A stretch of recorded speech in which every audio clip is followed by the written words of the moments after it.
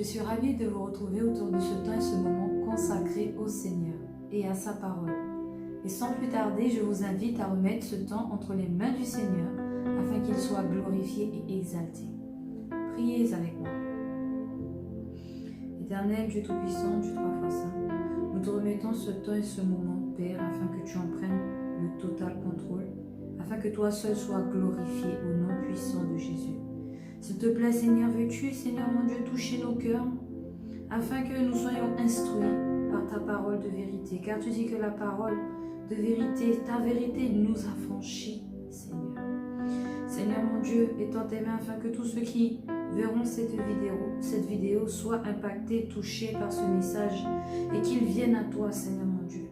Que ton Saint-Esprit puisse les guider, les toucher, convaincre leur cœur, afin qu'ils puissent, Seigneur, entendre et recevoir, Seigneur, cette semence pour revenir à toi, Seigneur, pendant qu'il est encore temps.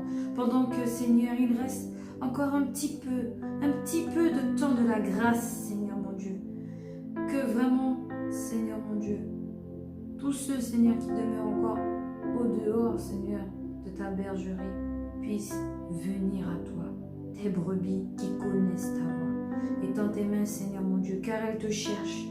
Elles te cherchent, elles ont envie de te rencontrer, d'entendre la vérité, d'entendre, Seigneur, cette parole, Seigneur, succulente, Seigneur mon Dieu, cette parole de correction, Seigneur mon Dieu, cette parole d'avertissement, Seigneur mon Dieu, cette parole, Seigneur mon Dieu, qui délivre également, Seigneur, le pécheur de la mort, Seigneur mon Dieu.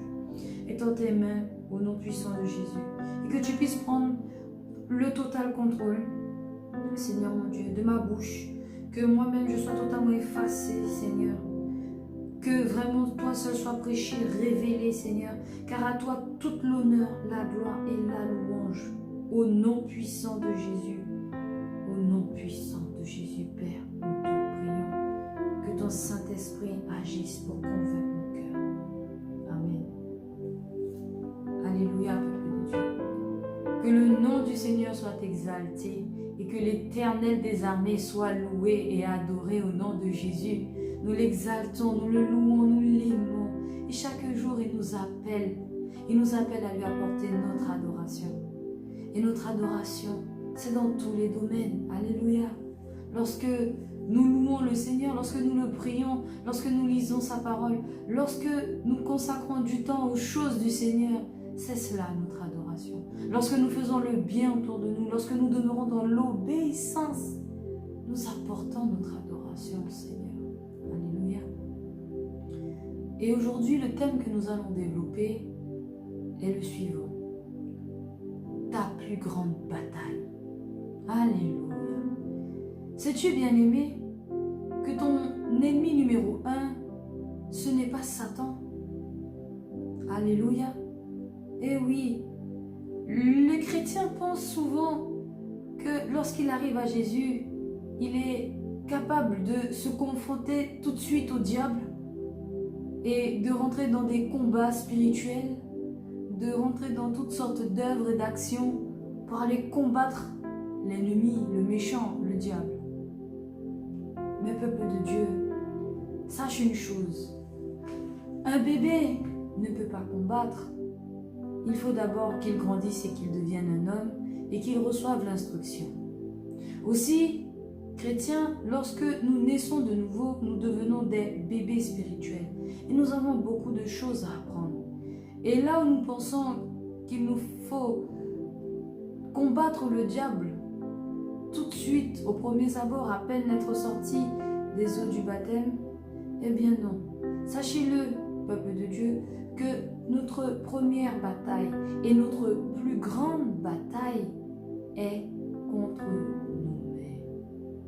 Oui, contre nous-mêmes, contre nos pensées, contre les mauvais penchants de notre cœur, contre nos habitudes, contre nos attitudes, notre comportement, qui ne sont pas à la gloire de Dieu. Nous allons aller dans le livre de Genèse,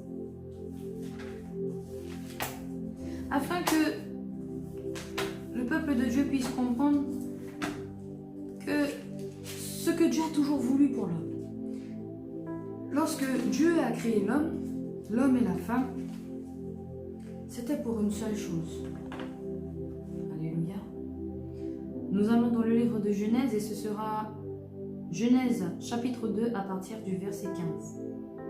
Le Seigneur, Dieu, prit l'homme et le plaça dans le jardin d'Éden pour le cultiver et pour le garder. Le Seigneur Dieu donna cet ordre à l'homme: tu pourras manger de tous les arbres du jardin, mais tu ne mangeras pas de l'arbre de la connaissance de ce qui est bon ou mauvais, car le jour où tu en mangeras, tu mourras. Alléluia. Allons toujours dans Genèse, mais cette fois-ci le chapitre 3, le verset 6, il est dit: la femme vit que l'arbre était bon pour la nourriture et plaisant pour la vue, qu'il était cet arbre désirable pour le discernement. Elle prit de son fruit et en mangea. Elle en donna aussi à son mari qui était avec elle, et il en mangea. Alléluia. Quand Dieu a créé Adam et Ève, il leur a donné une ligne de conduite. Il leur a donné un avertissement. Il leur a donné des instructions. Vous pouvez faire ce que vous voulez dans le jardin. Vous le cultivez, vous le gardez, vous mangez de tous les fruits. Seulement, interdiction de manger du fruit de l'arbre de la connaissance du bien et du mal. C'était tout. Au travers de cette interdiction, il y avait aussi un avertissement. Parce que le Seigneur a donné les conséquences de la désobéissance. Et la conséquence, c'est la mort. Car il a bien dit, si tu en manges, tu mourras. Le Seigneur, lorsqu'il parle, il présente toujours tout aux chrétiens, aux enfants qu'il aime et qu'il chérit, à ceux qui ont besoin de lui, à ceux qui le cherchent. Le Seigneur parle et il ne cache jamais rien. Toi qui écoutes ce message en ce moment même, peut-être n'es-tu pas encore né de nouveau, peut-être n'as-tu pas encore accepté le Seigneur, mais le Seigneur parle, il te parle. Si tu le choisis, il promet la vie éternelle. Si tu choisis l'autre voie, la voie de la désobéissance, là où Satan veut entraîner l'homme, et ça depuis le début, depuis le commencement, Satan a toujours cherché à détourner l'homme de l'obéissance. En mettant le doute, en mettant le trouble, en mettant la séduction. Sache que ce qui arrivera, c'est la mort. C'est pour ça qu'il faut faire un choix. Alléluia. Et c'est là où se situe notre bataille. La bataille de tout homme, de toute femme, de tout enfant, de tout être vivant sur cette terre. Cette bataille, c'est contre nous-mêmes. Alléluia. Oui, cette bataille est contre nous-mêmes. Parce que même si le diable vient te parler, le diable n'a aucun pouvoir sur toi. C'est toi qui lui en donnes lorsque tu désobéis. Mais si tu tiens ferme avec le Seigneur et que tu ne tombes pas dans le péché, alléluia, tu es vainqueur. Tu es vainqueur sur toi-même premièrement et sur le diable. Mais Adam et Ève n'ont pas été dans l'obéissance et ils ne sont pas ressortis vainqueurs. Mais au contraire, ils ont perdu. Et lorsqu'ils ont chuté, l'humanité entière a chuté. Ce qui veut dire qu'aujourd'hui, même un bébé qui naît en 2020, là, il n'est pas saint. Non. Le bébé qui naît aujourd'hui, à cette ère, à l'heure où je vous parle, est pécheur. Car le péché est en lui. Nous naissons tous pécheurs. Alléluia, peuple de Dieu. Nous sommes tous pécheurs. Nous allons aller dans le livre d'Ecclésiaste.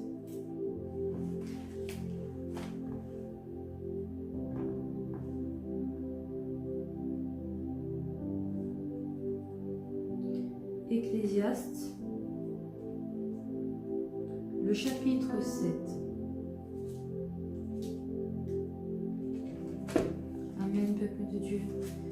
Ecclésiaste 7, et ce sera le verset 20. Il n'y a pas sur la terre de juste qui fasse le bien sans péché. Allons dans Romains 5.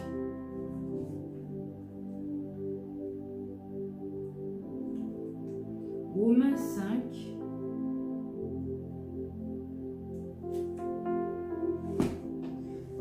Et ce sera le verset 12.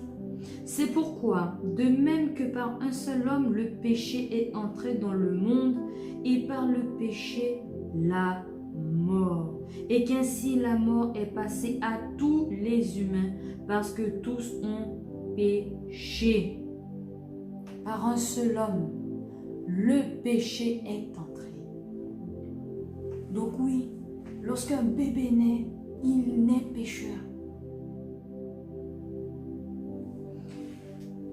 Ah, peuple de Dieu, nous devons vraiment nous examiner, prendre conscience du poids du péché dans notre vie et de la bataille qu'il nous faut mener afin que ce péché qui est en nous, tous ces péchés puissent disparaître, afin que nous soyons un peuple saint et consacré à Dieu, le peuple que le Seigneur viendra chercher au jour de l'enlèvement. Oui, l'homme pécheur. Nous allons voir comment la Bible le décrit dans 1 Corinthiens. Alléluia. 1 Corinthiens 2, verset 14. 1 Corinthiens 2, verset 14. Mais l'homme animal n'accueille pas ce qui relève de l'Esprit de Dieu, car c'est une folie pour lui. Il ne peut pas connaître cela, parce que c'est spirituellement qu'on en juge. Alléluia. La Bible dit bien dans 1 Corinthiens 2, verset 14, que l'homme pécheur, c'est l'homme animal.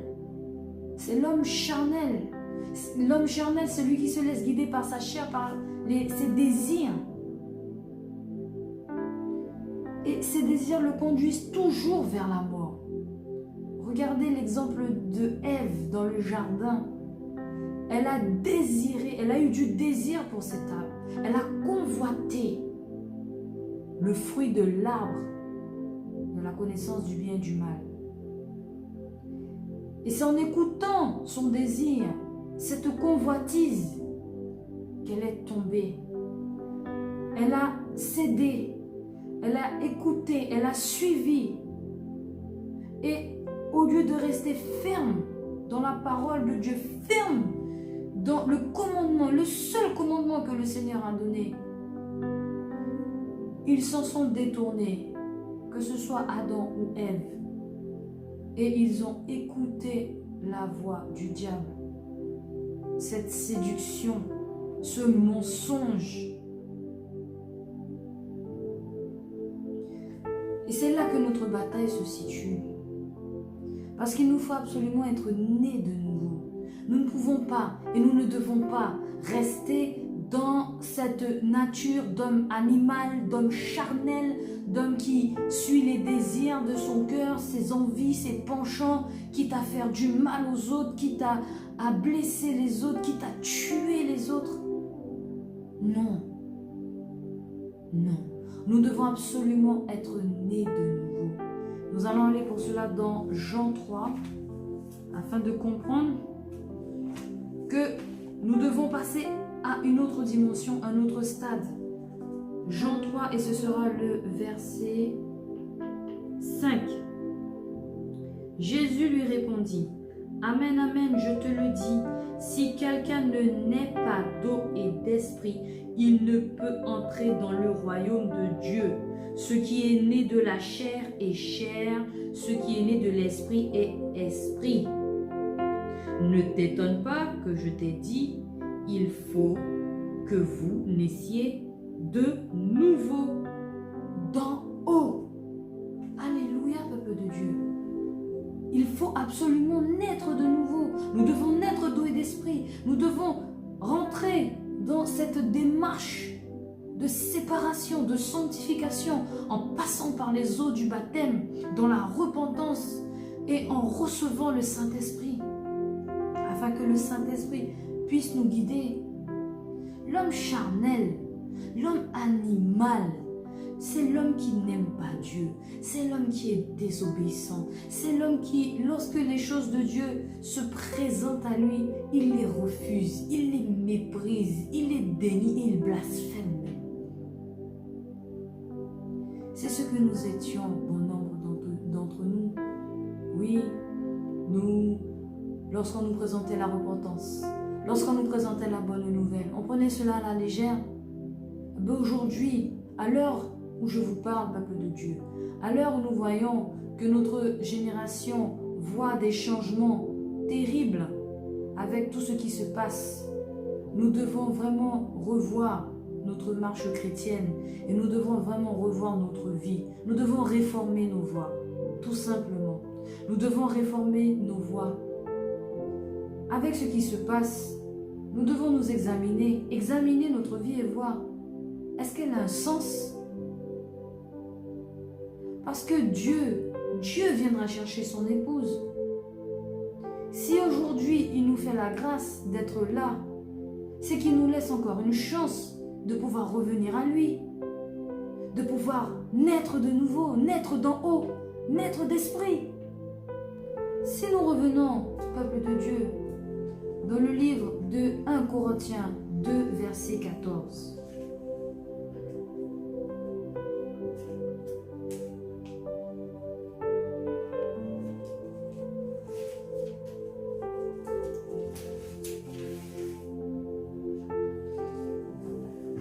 Il est dit, l'homme naturel n'accueille pas ce qui relève de l'Esprit de Dieu, car c'est une folie pour lui. Il ne peut pas connaître cela parce que c'est spirituellement qu'on en juge. À partir du moment que tu passes par les eaux du baptême et que tu nais de nouveau, que tu nais d'eau et d'esprit, que tu reçois le Saint-Esprit, car c'est très important, car c'est lui qui est notre enseignant, qui nous conseille et qui nous instruit pour que nous puissions rentrer dans le royaume. À partir du moment que tu deviens ce chrétien authentique qui suit le Seigneur, la Bible dit bien, toujours dans 1 Corinthiens 2, cette fois-ci verset 15, on poursuit. L'être spirituel, celui qui est né de nouveau, lui, juge de tout, tandis que lui-même n'est jugé par personne. En effet, qui a connu la pensée du Seigneur pour l'instruire? Or, nous avons la pensée du Christ, par son Saint-Esprit. Mais oui, parce que c'est spirituellement qu'on en juge. Donc pour en juger spirituellement de cette parole de vérité qui nous est donnée, il nous faut être né de nouveau, né d'eau et d'esprit, afin de ne plus être ces hommes charnels, ces femmes charnelles dans leurs désirs égoïstes. Parce que la chair a des désirs contraires à l'esprit. Alléluia. Et la Bible le dit bien dans Galates.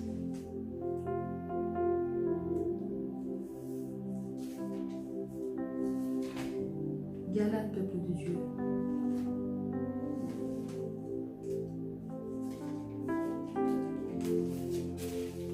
Galates 5, verset 16. Je dis plutôt, marchez par l'esprit et vous n'accomplirez jamais ce que la chair désire. Car la chair a des désirs contraires à l'esprit et l'esprit en a de contraires à la chair. Ils sont opposés l'un à l'autre, de sorte que vous ne faites pas ce que vous voudriez. Alléluia. Et nous lisons même le verset 18. Mais si vous êtes conduits par l'esprit, vous n'êtes pas sous la loi. La loi, c'est la condamnation, c'est la mort. Mais la mort qui devait retomber sur nous est retombée sur Christ. Donc nous n'avons plus à subir cette mort. Christ est mort à notre place. Ce qu'il nous faut maintenant, c'est embrasser cette nouvelle vie que le Seigneur nous offre.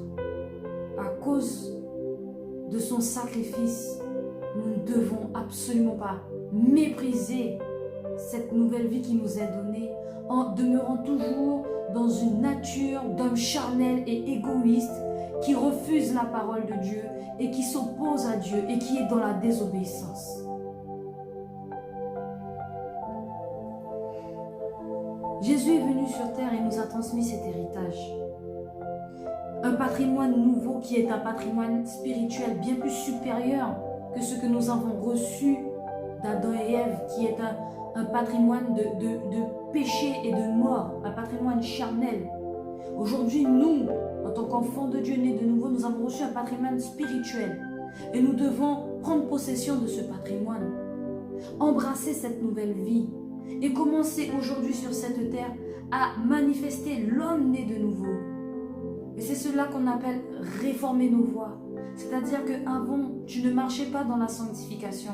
Mais aujourd'hui, tu as reçu le pardon de tes péchés et tu t'es fait baptiser. Aujourd'hui, tu as le Saint-Esprit de Dieu qui te guide. Donc, tu vas aller dans sa parole, dans la parole de Dieu, et tu vas l'obéir. Parce que depuis le début, tout ce que le Seigneur attend de l'homme, c'est l'obéissance. Adam et Ève n'ont pas réussi. Mais Jésus, qui est le second Adam, est venu sur cette terre et il a tout accompli parfaitement, de sorte que par son obéissance, nous avons tous été sauvés, nous sommes tous rachetés. Mais encore faut-il faire ce choix. Le salut est offert à tout le monde, mais ce n'est pas tout le monde qui s'en saisit. Ce n'est pas tout le monde qui embrasse le salut.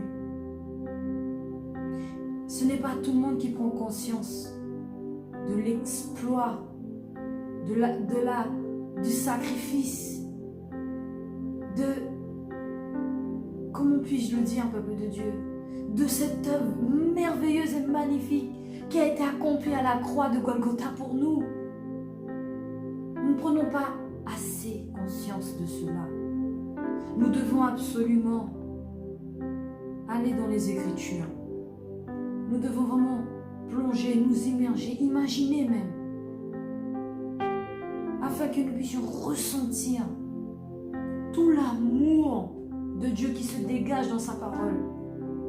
Parce que de Genèse à Apocalypse, Dieu, dans la Bible, nous parle de son amour pour nous. Et il nous parle aussi du rejet, du mépris que l'humanité lui témoigne chaque jour. Mais lui n'a jamais cessé de nous aimer. Il n'a jamais cessé de nous tendre la main. Il n'a jamais cessé d'aller vers nous et de faire le premier pas chaque jour pour que nous puissions avoir le salut. Et aujourd'hui, le Saint-Esprit est donné à tout le monde, à tous ceux qui demeurent dans l'obéissance de Dieu, à tous ceux qui sont véritablement nés de nouveau, à tous ceux qui choisissent d'embrasser une vie d'obéissance au Seigneur. Car la Bible dit bien, et je répandrai de mon esprit sur toute chair. Ce n'était pas le cas avant, mais le Seigneur l'a promis, et cela s'est accompli. Aujourd'hui, il donne son Saint-Esprit à tous ceux qui veulent se soumettre à lui et crucifier leur chair, crucifier l'homme charnel. C'est lui qu'il nous faut combattre. C'est lui que nous devons clouer à la croix pour qu'il puisse mourir, cet homme charnel. Alléluia. Pour cela, je vous invite, peuple de Dieu, dans le livre de Romains 6, afin d'appuyer ce que je vous dis. Romains 6.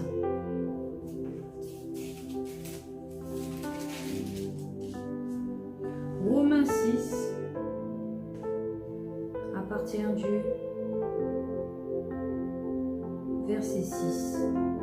Romains 6, verset 6, il est dit: nous savons qu'en nous, l'homme ancien, c'est-à-dire l'homme charnel, l'homme animal, a été crucifié avec lui pour que le corps du péché soit réduit à rien et que nous ne soyons plus esclaves du péché. Alléluia.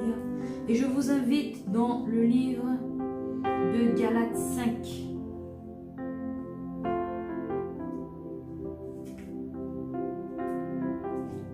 Galates 5, peuple de Dieu.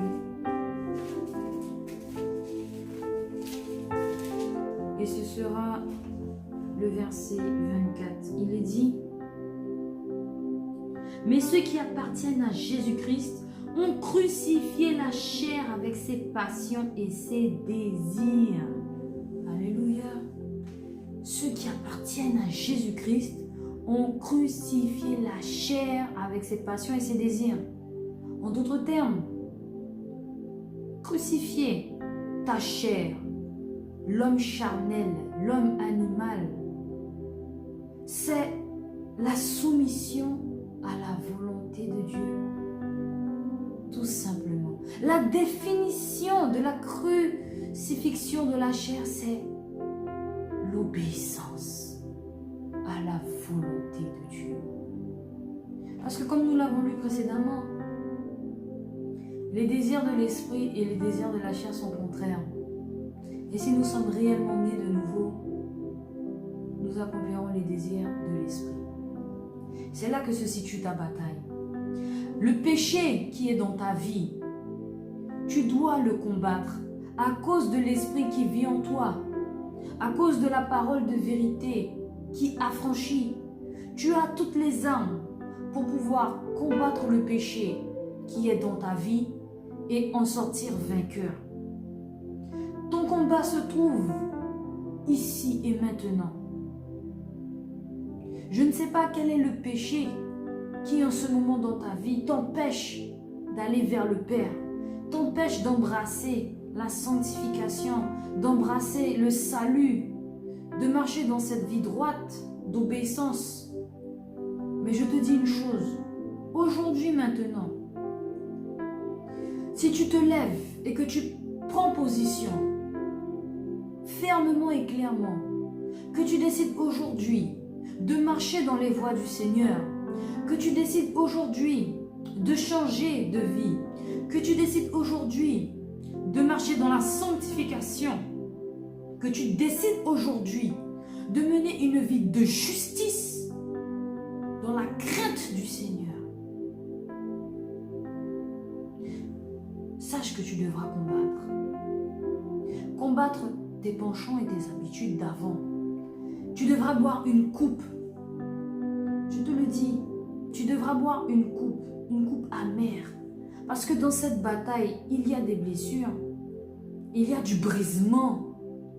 Crucifier ta chair, c'est aussi, dans d'autres mots, le brisement de tout ce que tu étais avant. Là où, par exemple, tu te mettais en colère facilement, là où tu étais dans la corruption pour pouvoir t'enrichir et avoir une bonne vie, maintenant que tu es en Christ, tu vas devoir apprendre à maîtriser ta colère. Tu vas devoir dire non à la corruption qui te mettait dans une position confortable, peut-être financièrement, mais qui n'était pas la gloire de Dieu. Et c'est là que la lutte se présente en toi. Quel choix vas-tu faire? Celui de l'obéissance? Est-ce que tu vas tenir fermement ta position avec le Seigneur? Ou tu vas aller dans le péché et accomplir les désirs de ta chair? Ta chair va toujours te faire miroiter lorsque tu te trouves dans ce genre de situation, des dangers ou toutes sortes de choses, une angoisse, une situation qui pourrait t'effrayer, un futur qui pourrait arriver. Mais c'est l'Éternel qui guide tes pas lorsque tu demeures dans l'obéissance. Le savais-tu? Donc là où tu pourrais t'imaginer toutes sortes de choses, si je n'accepte pas ce pot de vin, je risque telle chose. Ah mais j'ai envie de me mettre en colère parce que j'ai le droit. Ce n'est pas juste ce qui arrive là. Si jamais je ne fais pas quelque chose dans ma colère là, si jamais je ne fais pas quelque chose, on risque de se moquer de moi. Non, peuple de Dieu. C'est contre ce genre de raisonnement-là qu'il faut lutter. Ces raisonnements charnels, humains, petits, qui nous conduisent toujours à faire des erreurs, qui nous conduisent toujours à pécher. Regardez Ève. Voici toutes sortes de raisonnements qui sont venus dans sa pensée. Elle a vu que l'arbre était beau. Ah, elle a vu qu'il était désirable, qu'il était bien aussi pour connaître les choses, pour ouvrir le discernement. Ah, mais en plus, il a l'air d'être bon au goût. Mais ça, ce sont des raisonnements charnels. Où est ce qui est de l'esprit? Ce qui vient de Dieu, ce qui vient d'en haut. Ne touche pas à l'arbre, sinon tu mourras. Obéis.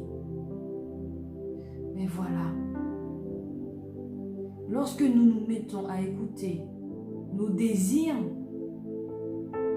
tous les signaux même que nous ressentons en nous-mêmes pour nous conforter dans la voie du péché, eh bien non, nous devons lutter.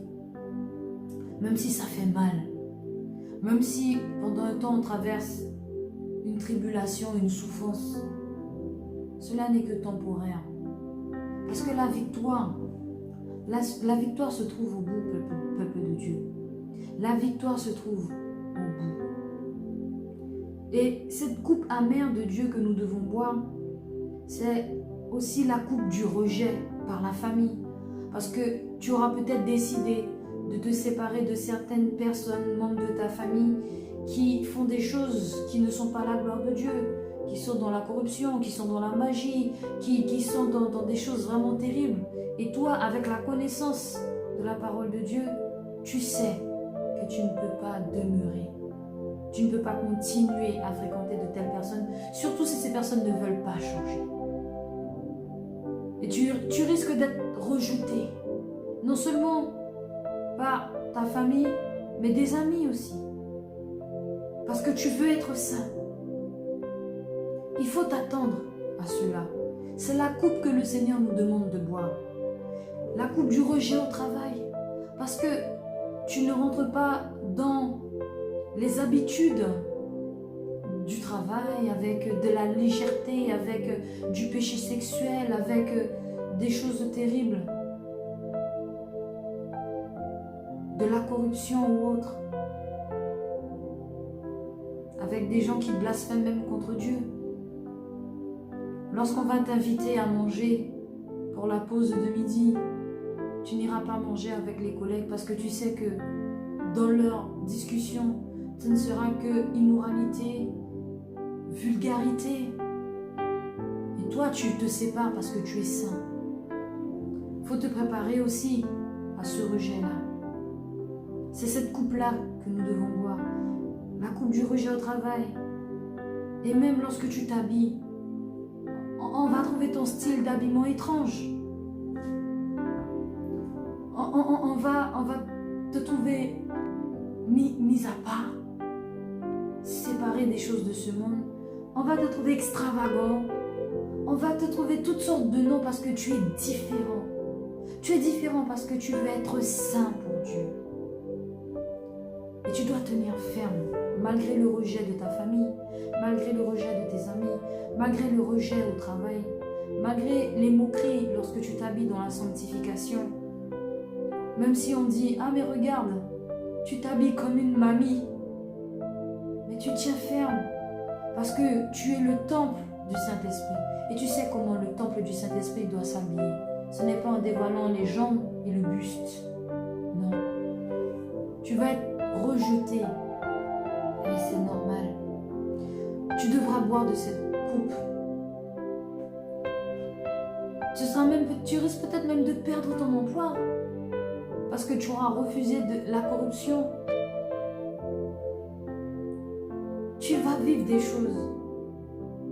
Ça va te briser. Ça va te faire mal.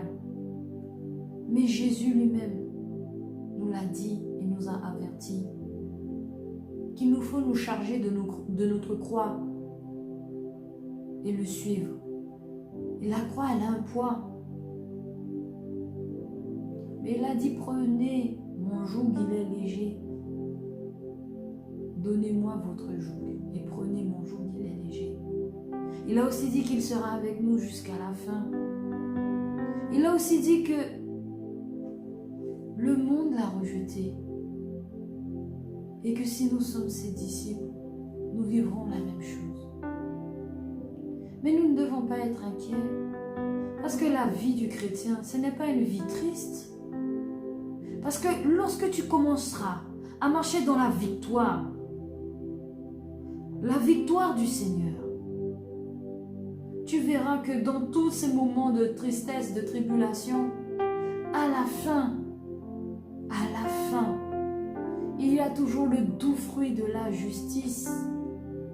Il y a toujours cette bénédiction du Seigneur dans ta vie. Il y a toujours cette délivrance qui arrive.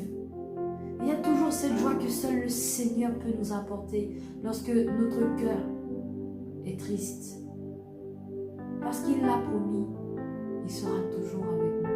Il prend soin de nous. La Bible dit bien que lorsqu'il enverra le Saint-Esprit, il sera le Saint-Esprit, le consolateur. Il est consolateur. Pourquoi? Parce que Dieu sait que nous allons être rejetés de ce monde. Tout comme ce monde, Jésus l'a bien dit, ce monde, ce n'est pas son monde, il n'appartient pas à ce monde. Et nous qui sommes nés en Jésus-Christ de nouveau, nous n'appartenons pas à ce monde. Donc bien sûr que nous serons rejetés. Mais dans tout ce rejet, dans toute cette coupe amère que nous allons boire, le consolateur sera là. Et c'est pour ça qu'il a dit dans Joël 2, verset 28, qu'il répandra de son esprit sur tous les hommes, sur toute chair. Peuple de Dieu, vraiment, recevons le salut qui nous est donné. Le temps de la grâce qui nous est accordé, mettons-le précieusement. Utilisons-le précieusement pour pouvoir nous préparer à rentrer dans son royaume. Combattons le bon combat.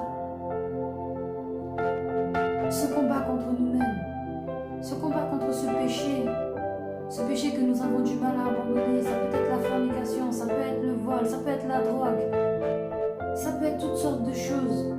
Mais je te le dis, le royaume de Dieu, et nous allons le voir. Je vous invite dans le livre de Matthieu.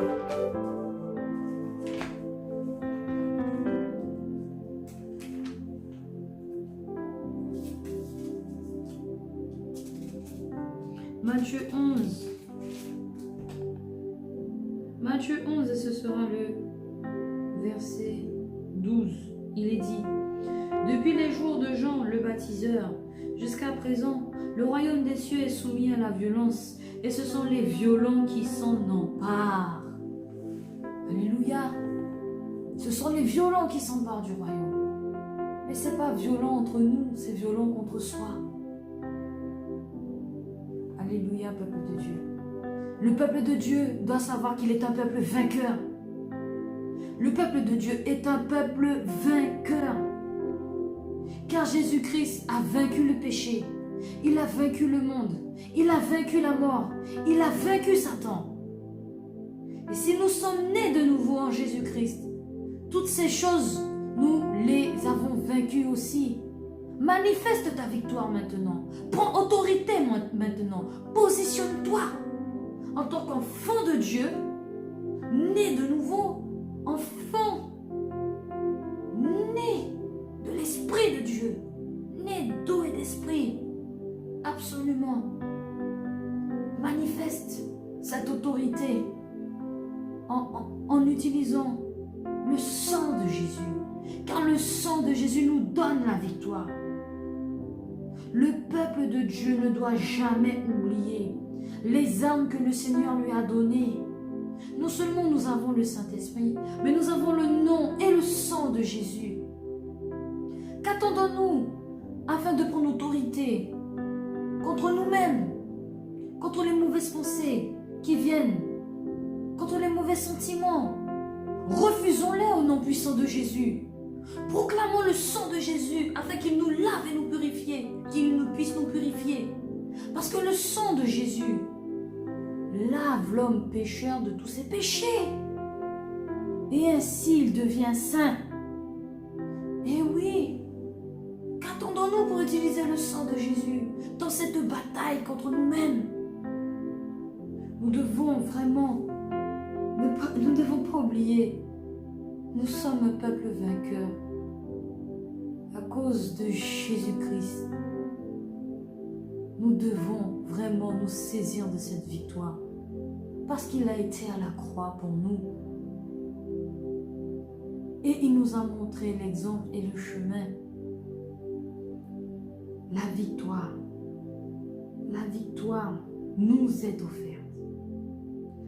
Et si donc nous sommes nés de nouveau, nés de l'Esprit de Dieu, nous manifestons, nous produisons, je dirais même, les œuvres, les fruits de l'Esprit. Et je vous invite dans le livre de Galates 5, sur le verset 22. Quant aux fruits de l'Esprit, c'est l'amour, joie, la paix, patience, bonté, bienveillance, foi, douceur, maîtrise de soi. Voici les fruits que nous devons produire chaque jour. Voici les œuvres que nous devons produire chaque jour.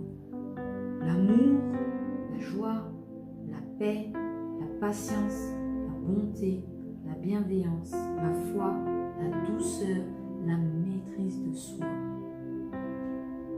Et ainsi donc, celui, celle, né de nouveau, produisant cela pour son Père, ces fruits que le Père va prendre plaisir à accueillir et à goûter, à déguster, le Seigneur prendra plaisir en lui à cause de ce qu'il produit. Amen. Et nous devons nous efforcer à produire les fruits de l'esprit et non pas les fruits de la chair. La colère, la jalousie, les adultères, les beuveries et toutes ces choses semblables, le mensonge, la magie, le péché sexuel sous toutes ses formes. Peuple de Dieu, c'est un avertissement du Seigneur. Nous devons réformer nos voies et nous devons vraiment nous efforcer à rechercher, à faire la volonté de Dieu. Parce que juste dans l'obéissance, peuple de Dieu, juste dans l'obéissance, nous avons tout gagné. La Bible dit bien l'obéissance vaut mieux que tous les sacrifices. Lorsque nous péchons, malheureusement, dans notre marche chrétienne, il arrive que nous fassions des erreurs, consciemment et inconsciemment. Mais en tant que chrétien né de nouveau et averti, instruit par le Saint-Esprit, nous savons qu'il nous faut aller dans la repentance. Et lorsque nous allons dans la repentance, nous nous repentons pour nos péchés, ce que nous connaissons et ce que nous ne connaissons pas. Nous demandons même au Seigneur de faire remonter dans notre cœur les choses, les actions que nous avons commises et qui l'ont blessé, afin que vraiment, en proclamant le sang de Jésus, que nous soyons lavés de nos péchés. Demandons pardon, supplions que le sang de Jésus nous lave, afin que nous soyons plus blancs que la neige, pour que nous puissions être prêts lorsqu'il viendra nous chercher. Constamment dans la repentance, nous devons être constamment. C'est une bataille. C'est une bataille. Mais c'est une bataille, peuple de Dieu, que nous pouvons gagner. Car sur la croix, Jésus a dit tout est accompli. Et ce qu'il nous reste à faire, nous, notre part, ce n'est pas grand-chose. Le Seigneur demande pas de déplacer des montagnes. Il nous demande d'obéir, car l'obéissance vaut mieux que tous les sacrifices. Amen. Alors oui, nous devons vraiment gagner ce combat, nous en remettre au Seigneur, laisser son Saint-Esprit nous guider, parce que la Bible dit bien que le Saint-Esprit de Dieu qui est répandu sur les hommes nous répète ce que le Christ a dit. Il vient et il nous donne les paroles du Seigneur pour nous. La Bible aussi dit qu'il est celui qui convainc les cœurs de péché, de justice et de jugement. Alors oui, nous devons vraiment être nés de nouveau, avoir ce Saint-Esprit précieux, le Saint-Esprit de Dieu, et mener bataille. Ce n'est qu'une fois que tu auras appris à te battre contre toi-même que tu pourras te battre contre Satan, contre ses ruses. Lorsqu'il se présentera devant toi avec sa séduction, comme il est venu avec Ève et Adam avec sa séduction, tu auras suffisamment d'expérience pour pouvoir réprimander et comme Jésus lui a dit, arrière. Au nom de Jésus, tu lui diras, arrière, Satan. Je te chasse au nom de Jésus. Mais avant, commence à te battre contre toi-même. Un bon guerrier gagne les premières batailles. Et c'est de bataille en bataille, de victoire en victoire, qu'il finit par gagner la guerre. Mais dans toute bataille, il y a des étapes. Et la première étape dans cette grande bataille, c'est contre toi-même. Car c'est ta chair qui peut te faire tomber. C'est pour cela que nous devons crucifier notre chair aussi dans le jeûne et dans la prière. Jeûner pour affaiblir la chair et ses désirs. Jeûner pour lui montrer, mais moi, je ne vis pas seulement de pain, mais je vis de toute parole qui sort de la bouche de l'Éternel. Alléluia. Le jeûne et la prière. Le sang de Jésus. Nous avons toutes les armes pour pouvoir gagner cette bataille, cette grande bataille contre nous-mêmes, contre le péché. Et nous devons vraiment faire en sorte de lutter et d'être victorieux sur le péché en nous, dans notre vie, sur le péché autour de nous, sur le péché que les personnes emmènent devant nous. Nous devons être victorieux. Nous devons gagner ces batailles, chacune de ces batailles, contre le péché. Nous devons le débusquer et le chasser de nos vies absolument. Quel que soit l'endroit où il se cache, même si c'est le plus petit, il ne faut laisser aucun péché subsister. Nous devons tout éliminer. Et nous devons vraiment regarder notre vie comme une vie de vainqueur. Une vie de vainqueur parce que oui, Christ a vaincu le péché. Donc nous aussi, nous pouvons le vaincre. Alléluia. N'oublions pas que le salaire du péché, c'est la mort. Alors efforçons-nous. Efforçons-nous à vaincre le péché et à gagner cette bataille contre nous-mêmes. Alléluia. Je bénis le nom du Seigneur pour cette opportunité. Que vraiment toute l'honneur et la gloire lui reviennent. Je vous invite à prier avec moi afin de clôturer ce temps et ce moment. Seigneur éternel, Dieu Tout-Puissant, Dieu trois fois saint, Nous te bénissons et nous te remercions, Seigneur, pour cette parole. Et nous te demandons encore pardon, Seigneur, pour nos péchés cachés. Pardon pour tout ce que nous avons pu faire devant ton trône, Seigneur, qui t'a blessé. Pardon, Seigneur, pour toute forme de doute de ta parole.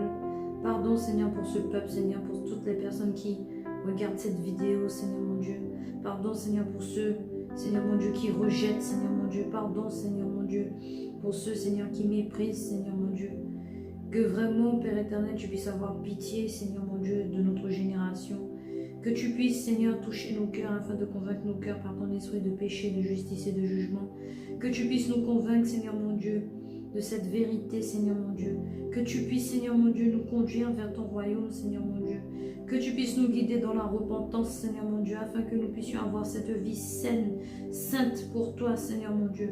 Étends tes mains, Seigneur, nous t'en supplions, afin que la victoire de Jésus-Christ sur le péché, sur la mort, sur le monde et sur Satan se manifeste en nous, Seigneur mon Dieu, au nom puissant de Jésus-Christ. Étends tes mains, Seigneur mon Dieu, et que seule ta volonté soit faite dans nos vies. Conduis-nous, Seigneur mon Dieu, et que tu puisses, Seigneur mon Dieu, être glorifié, Seigneur mon Dieu. Car, Seigneur, chacune de nos victoires, Seigneur, est grâce à toi. Et nous te rendons gloire, Seigneur mon Dieu, au nom puissant de Jésus. Amen. À bientôt, peuple de Dieu.